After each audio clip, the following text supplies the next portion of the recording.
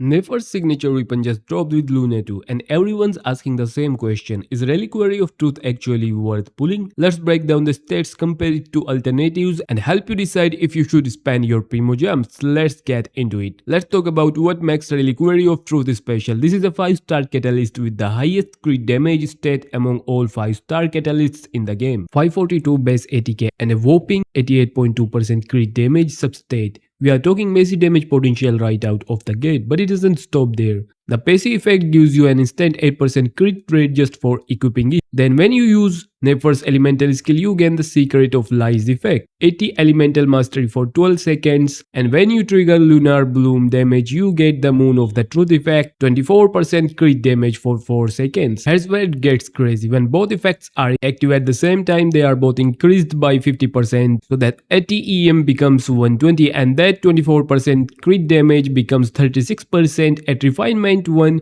you are looking at a total of 8% crit rate, 120 elemental mastery and a staggering 124.2% crit damage when fully stacked. This is insane for Nefer because her kit revolves around charged attacks and Lunar-Bloom reactions. Basically, this weapon was custom made for her playstyle. The crit damage scales her attacks while the elemental mastery boosts those Lunar-Bloom procs. It's like having all your damage stats in one package. Now here's the reality check. Weapon banners in Genshin are brutal. You have got a 75-25 system and there's always a chance you pull the other featured weapon. In this case, you might get Furina's Splendor of Tranquil Waters instead. Now don't get me wrong, it's a solid weapon, but here's the thing, at CO, Furina actually benefits more from energy recharge options. Her signature weapon really shines at C1 and beyond when she is already built for damage. So if you are not planning to use Furina or you don't have her constellations unlocked, getting spooked by her weapon might feel pretty bad. Just keep that in mind before you commit your primos. But hey, maybe you are F2P or you just don't want to risk the weapon banner. Good news, there are alternatives that can get you pretty close. Option 1, Dawning Frost. This is a 4-star weapon available on the Luna 2 weapon banner. It has crit damage as its main stat and a passive that boosts elemental mastery. It's basically a budget version of Reliquary of Truth and honestly, it works really well on Nefer, especially at higher refinements. Option 2, we have Blackmarrow Lantern. This is the Notcry craftable weapon, perfect for F2P players. It scales with Lunar-Bloom damage, so it synergizes naturally with Nefer's kit. At higher refinements, this thing actually competes pretty well with some gacha options. Option 3, the Widsith, the classic crit damage catalyst. Most veterans probably have this at R5 already. The downside, the buffs are RNG based with a 30-second cooldown, so your damage can be inconsistent. But in a pinch, it will definitely work. If you are on a budget, I had recommend Dawning Frost or Blackmarrow Lantern or Widsith for consistency. So is Reliquary of Truth worth pulling? Here's my take. Pull if Nefer is your main DPS and you are serious about maximizing her damage. You have enough primos to hit PT twice just in case. You don't mind getting Splendor of Tranquil Waters as a consolation prize. Skip if you are F2P with limited resources. You already have solid alternatives like R5 with Sith or Dawning Frost. You are saving for future characters or weapons. At the end of the day, Reliquary of Truth is the best weapon, no question, but Genshin is a game where 4-star alternatives can get you